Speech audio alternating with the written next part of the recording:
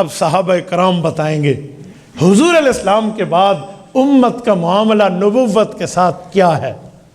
سیدنا علی المرتضیٰ فرماتے ہیں، اسی آیت کی تفسیر میں فرماتے ہیں، آپ اٹھائیں کتاب تفسیر قرطبی، عربی زبان میں ہے، آپ کی مرضی، یہی آیت یہی سپارے کی تفسیر اٹھائیں، تفسیر ابن کثیر اٹھائیں، آپ کی مرضی، تفسیر مظہری اٹھائیں، دارالعلوم دیوبند سے 100 سال پہلے کی تفسیر ہے، آپ کی مرضی، آپ الکشف والبیان اما فی تفسیر القرآن تفصیل ثعلبی اٹھائیں، امام ثعلبی رحمہ اللہ کی، آپ کی مرضی، کنز العمال امام علاء الدین متقی الہندی کی اٹھائیں، آپ کی مرضی، یا اردو زبان میں تفسیر سمجھنے کے لیے مفتی اعظم پاکستان مفتی محمد تقی عثمانی دامت برکاتہم کے والد محترم مفتی محمد شفیع رحمہ اللہ کی معارف القرآن کی جلد نمبر 2 صفحہ 461 اٹھا لیں، آپ کی مرضی۔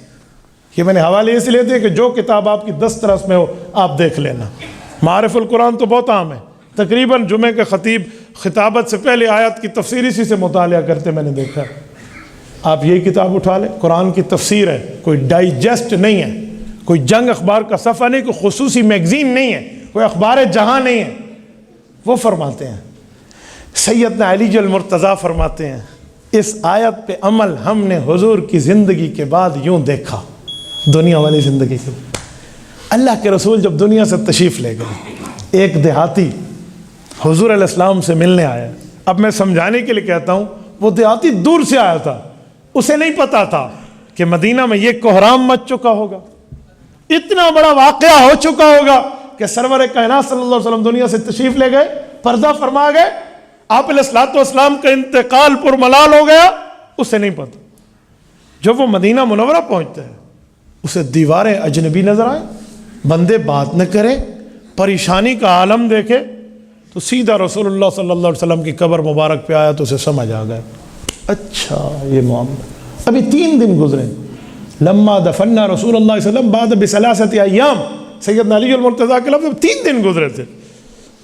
جاء اعرابی من البدوی، دیہات سے آئے، آ کر بیٹھے، اب معاملہ تو سمجھ گیا ہے۔ اس کی آنکھوں میں وہ خواب سجے ہوئے تھے کہ جاؤں گا، حضور تشریف فرما ہوں گے، دیدار کا شربت پیوں گا، حضور علیہ الصلوۃ والسلام کی زیارت کروں گا، اور پھر کوئی اگلا کام ہوگا۔ تو اب تو سارے خواب ٹوٹ گئے نا۔ قبر پہ بیٹھ کے مٹی پہ ایسے ہاتھ رکھے ہوئے ہیں اور کہتا ہے، یا رسول اللہ، قد انزل اللہ فی کتابک المنزل، اللہ نے آپ پر جو قرآن اتارا ہے اسی میں رب نے ہمیں یہ تسلی بھی دی ہے۔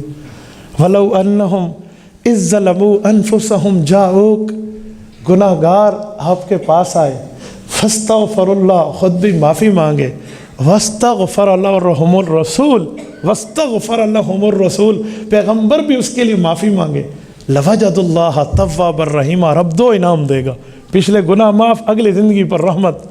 جئتک، اب اس نے اپنی بات کی، اب میں آ گیا ہوں، مستغفرا لذنوبی، اپنے گناہ کو قبول کر کے رب سے معافی مانگ چکا ہوں، وَمُسْتَشْفِعًا بِكَ إِلَىٰ رَبِّي، میرا اللہ پر تو موت نہیں آئی نا، میرے اللہ پر تو وفات نہیں آئی، میں اپنے اللہ کی دربار میں آپ کو عرض کرتا ہوں کہ میری وہی دعا کر دیں جو آپ کو حکم ہے۔ مُسْتَشْفِعًا بِكَ إِلَىٰ رَبِّي، یعنی میری سفارش کر دے۔ یہ وفات کے بعد کہہ رہا ہے، قبر مطہر پہ کہہ رہا ہے، سنیں۔ یہ کہہ کر وہ رونے لگ گیا، اور روتے روتے جب اٹھا نا، توجہ توجہ توجہ مجھے رکھیں، خیر ہے وہ بندہ بند کرے گا اپنی موبائل فون کی گھنٹی، دیکھنا، جب اٹھا نا، حضرت علی المرتضیٰ فرماتے ہیں ہم منظر بڑی حقیقت سے دیکھ رہے ہیں، فَنُودِيَهُ مِنَ الْقَبْرِ أَنَّهُ قَدْ غَفَرَ لَكَ، اسے قبر اطہر سے خوشخبری سنائی گئی، او امتی، رب نے تیرے گناہ معاف کر دیے ہیں، تیری مغفرت ہو گئی۔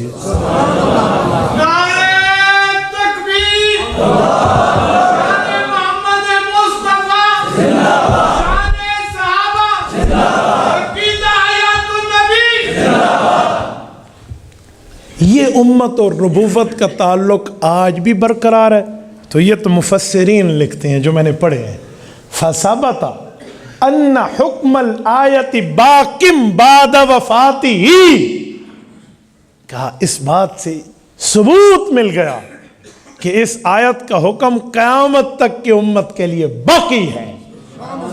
میں کروڑوں رحمتیں نازل کی دعا کروں شیخ التفسیر مولانا احمد علی لاہوری کی قبر پہ رحمہ اللہ، اللہ اس کی قبر پہ اربوں کروڑوں رحمتیں نازل فرمائے۔ میں مدینہ منورہ میں تھا، انہی کے سلسلے کے بزرگ ملے اور انہوں نے ہمیں بتایا کہ حضرت لاہوری جب تشریف لاتے تھے نا تو خانہ کعبہ پہ اور روضہ رسول پہ ٹھہر کے جہاں سلام پڑھتے، درود پڑھتے، وہاں ایک بات یہ بھی کہتے کہ یا رسول اللہ سفارش تو کراؤں گا، وہ حکم قرآنی ہے، لیکن کلمہ بھی پڑھوں گا تاکہ آپ میرے ایمان کے گواہ بنے اور اللہ قیامت میں مجھے بخش دے۔ کیوں؟ حضور پاک صادق اور امین ہے۔ صادق ان سے بڑا سچا کوئی نہیں ہے، امین ان سے بڑا امانت دار کوئی نہیں ہے۔ جب آپ کلمہ پڑھ کے امانت قبر اطہر پہ دیں گے اور یہ امانت حضور آپ کو قیامت کے دن میں لوٹائیں گے تو پھر بندے کی مغفرت یقینی ہے۔ اب ذرا سنیں، ایک بندہ مجھے کہنے لگا یہ تو قبروں سے مانگنے کا طریقہ ہے۔ میں نے کہا میرے بھائی تھوڑا سا کول اپ، ٹھنڈے مزاج سے ذرا سوچ، یہ کسی پیر فقیر دی گل ہے یا حضور دے صحابی دی؟ کہنے لگا بات تو حضور کے صحابہ کی ہے۔ میں نے کہا شرک تجھے زیادہ سمجھ آتا ہے، سیدنا علی المرتضیٰ کو نہیں آتا۔ مرحب مشرق عمر بن عبد ود مشرق جب جنگ خندق میں خندق کراس کر کے آیا، جو 1000 بندے سے تنہا لڑتا تھا، علی المرتضیٰ کی تلوار کے ایک وار نے اس کی گردن اڑا دی۔ علی شرک برداشت نہیں کرتا۔ اور اگر یہ واقعہ شرک ہے، اگر یہ واقعہ قبر سے مانگنا ہے، اگر یہ واقعہ بت پرستی کی دلیل ہے جیسے تو سمجھ رہا ہے غلط فہمی پر، تو علی المرتضیٰ پر کیا فتویٰ دے گا؟ ایک بندہ مجھے کہنے لگا دیہاتی کا نام کیا تھا؟ میں نے کہا یار 1 منٹ کے لیے، اس کا نام کوئی نہیں تھا۔ تو پھر کیا ہوا؟ کہتے پھر نام بتانا پڑے گا۔ میں نے کہا 1,24,000 انبیاء ہیں، قرآن میں 28 کے نام ہیں، باقیوں کے نام نہیں ہیں، تو کیا کرے گا؟ کہتے ہیں اللہ کی بات سچی ہے، رب نے فرما دیا ہم مانیں گے چاہے نام ہو یا نہ ہو۔ میں نے کہا علی المرتضیٰ کی دلیل سچی ہے، چاہے اس کا نام ہو نہ ہو ہم مانیں گے۔ یار حضرت علی تو نام معلوم ہے نا، حضرت علی تو تائید اور تصدیق اور تصویب کر رہے ہیں، حضرت علی ایسے کر رہے ہیں، کوئی مذاق ہے؟ علی المرتضیٰ رضی اللہ عنہ شرک اور توحید کی بات اسے نہیں سمجھ آتی۔ ہاں جو اینک تو نے شرک کی اپنے آنکھوں پہ لگا لی ہے نا، وہ شرک کی اینک اتارے گا، علی المرتضیٰ کی محبت کی اینک لگائے گا تو مسئلہ سمجھ آ جائے گا۔ ہمیں یہ اینک نہیں چاہیے جو ہمیں علی سے دور کر دے۔ ہم دنیا میں بھی علی والے بننا چاہتے ہیں، آخرت میں بھی علی والے بن کے اٹھنا چاہتے ہیں۔ حضرت علی تائید کر رہے ہیں، بلکہ اس سے بڑھ کے کہوں، اس سے ایک جملہ بڑھ کے، شمس المفسرین مولانا حسین علی بچروی رحمہ اللہ 1934 میں انتقال ہے۔ ان کی زندگی کی آخری کتاب تحریرات حدیث اٹھائیں، ہمارے بھائیوں کے گھر سے چھپی ہوئی ہے، اشاعت اکیڈمی محلہ جنگی پشاور سے چھپی ہوئی ہے، صفحہ 370 اٹھائیں۔